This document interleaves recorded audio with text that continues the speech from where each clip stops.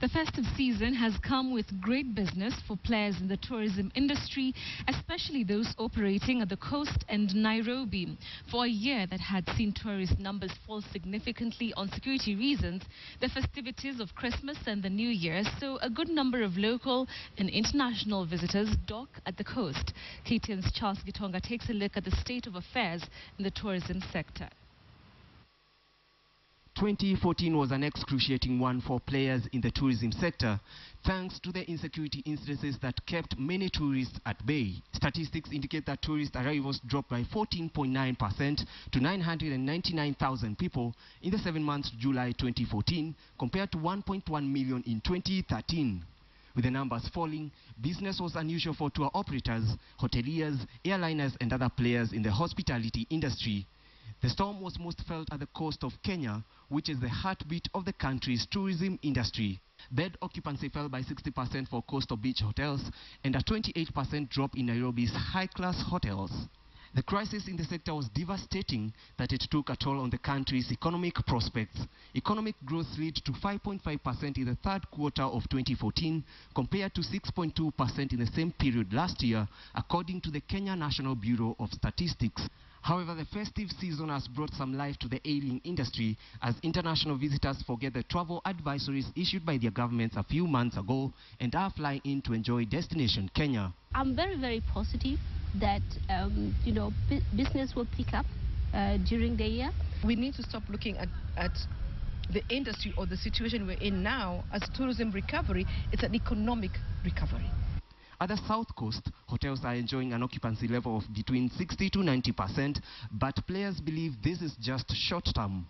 Once the period goes over, starting with 3rd or 4th of January, the occupancies will drop back to 20%.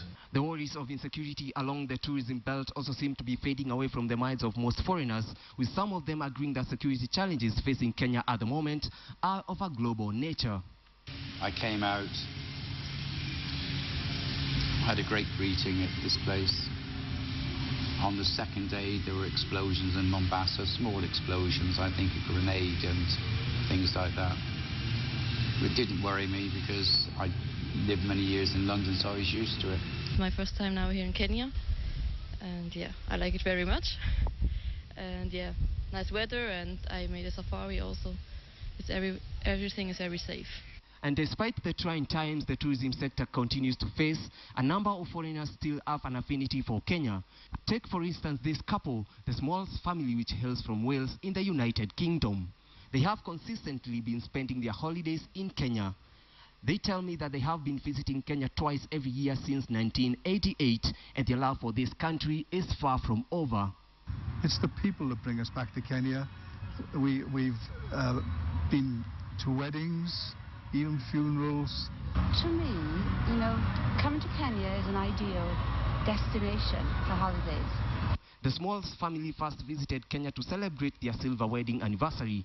Their experience here would later see them do unimaginable things, like selling their house in Wales to finance future trips to Kenya. Yeah. Well, we just sold the house and we just downsized, as they call it. And the surplus money went into our bank for Kenya. And every time we needed some money from the fund, we would take it out and use it for Kenya. Their story is shared among hundreds of other tourists who have over time been able to develop thick skin to visit Kenya. With the optimism now portrayed by international visitors who are the engine of Kenya's tourism sector, the year 2015 might see the industry get back to its feet, if at all this attitude will be maintained post the festive season. Charles Gitonga, KTN.